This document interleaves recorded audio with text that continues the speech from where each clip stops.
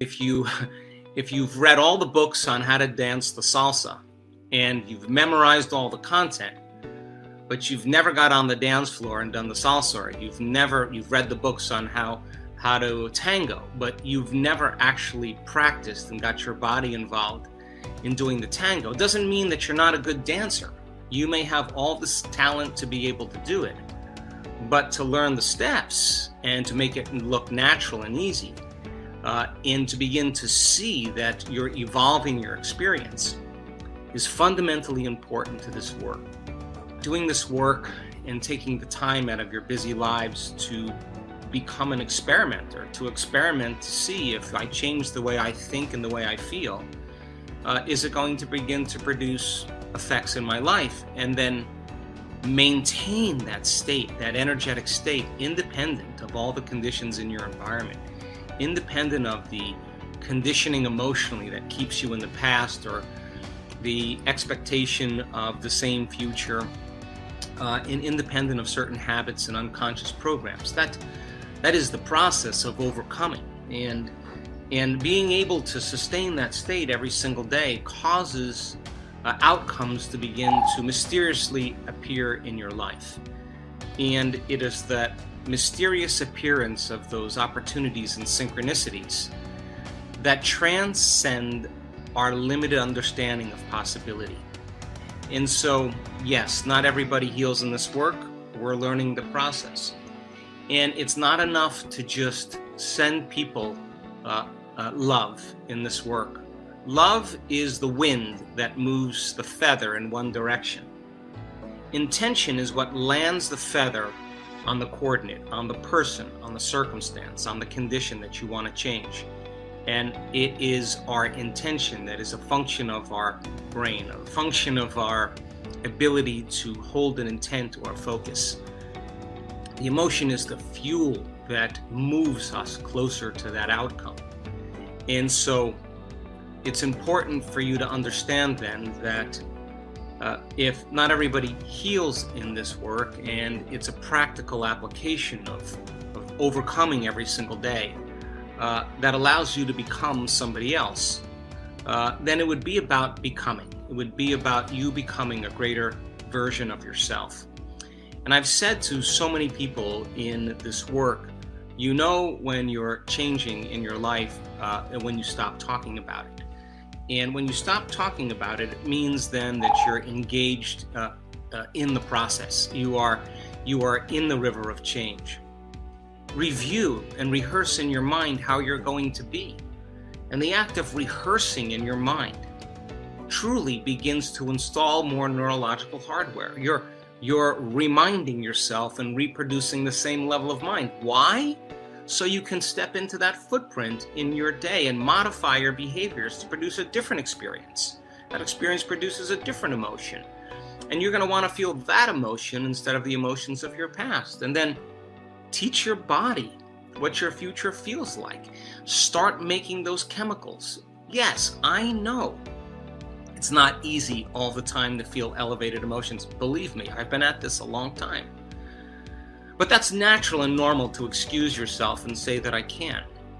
But what about the person who can teach their body emotionally what that future will feel like before it happens? And all it means is sitting down and using your imagination and thinking about how you would feel if your dreams came true. Now, if you could feel that emotion before the event occurs in your life, your body's so objective, it's going to believe that that future's happening to you in the present moment. And it's that elevated emotion that begins to draw like a magnet experiences to you. So then, yep, I'm going to tell you some days it's harder than others to feel these emotions. I can tell you because I've done it enough times.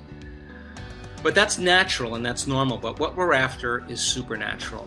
And if you can feel the celebration, the gratitude, the freedom of expression, the joy, the love for life, and you can feel that ahead of the experience, not only is your body so objective that it's believing that future is happening to you in the present moment because it doesn't know the difference between the real life experience and the one you're fabricating by thought alone, but also if the environment signals the gene, and it does, and the end product of an experience in the environment is an emotion, you're beginning to select and instruct new genes, and you're changing your gene expression in changing your body, upregulating genes for health. And if you can sustain that emotion all day long, you keep new genes on or new genes upregulated, and those genes for disease downregulated. And if you fall from grace and you lose it, that's normal, that's natural. But supernatural is pausing for a moment and getting connected to the energy and the emotions of the future.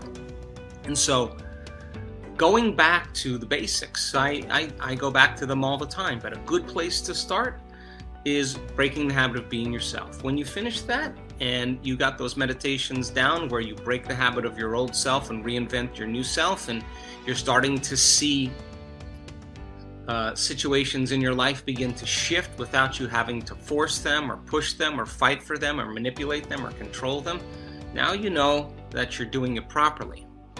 If that makes sense to you and you start seeing the magic and you want to move forward, then do the progressive workshop or the intensive, or getting more involved with reading placebo, and practice those meditations. And when you finish that and you feel good about that, move to supernatural. And there's plenty of practice with walking meditations, with teaching you how to open your heart, teaching you how to create more brain coherence, demystifying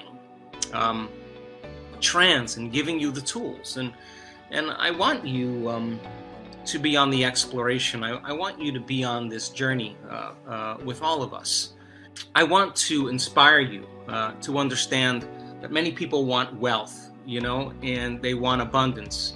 But if they were to see a video of themselves all day long, if they saw a video of one day of how they were living, and they understood that their personality creates their personal reality, and that person was living in lack and living in frustration, living in the emotions of the past, that is not a person who is abundant. That we generate abundance. That's what we do. We generate it. It's an energy. And then we study abundant people. We study masters. We study people that have done it. And you'll see that they failed numerous times. You'll see that they had a lot of trials. They had a lot of betrayals. They had a lot of loss. It never stopped them from their vision. And when they felt so worthy and so abundant that they had all their needs met, they felt so whole that it was no longer about their abundance, it was about who they became. When the abundance finally did come, they wound up giving it away anyway because they knew how to create abundance. And it's not a simple 1, 2, 3 process. It's a constant state of change. It's a constant practice. And yes, people have created a lot of wealth in this work. They've created a lot of abundance, and when they've created it, all they've wanted to do was to give back and make a difference in the world anyway. So, our model is to take philosophy and to initiate it and to begin to master it. To learn with our head, to practice and apply with our hands, and then to ultimately know it by heart. To go from mind to body to soul, from thinking to doing to being, from knowledge to experience and to wisdom. And if this was easy, everybody would be doing it. But I can tell you that the people who stick with it, the people that take the time to fill their brain with knowledge, the right kind of knowledge, not superstitious, dogmatic information, but information that is based in scientific reason. Not being a scientist, but understanding that science is the language to do it. People who take the time to fill their brain with knowledge. Every time they show up and sit down to do the work, every time they make a choice to do it, they're believing in possibility. People who don't do the work on a subconscious or unconscious level don't believe it's possible for them. They don't know that it is possible for them, and I say to them, if not now, when? Because when you believe in yourself and you sit down to do this work, you have to believe in possibilities. And when you believe in possibilities, my God, you're going to have to believe in yourself. And that means you can't blame your past, you can't blame your ex, you can't blame your parents, you can't blame your boss. Sooner or later, whatever emotions we feel because of whatever experiences that happened in the past, sooner or later, we're going to have to overcome those emotions and stop telling the story of the past and really start telling a better story of the future. And when you start believing in your future more than you believe in your past, when you're more in love and excited about your future than you are romancing your past, then your body is going to wake up in the morning and it's going to want you to create. I believe that we are beings of light.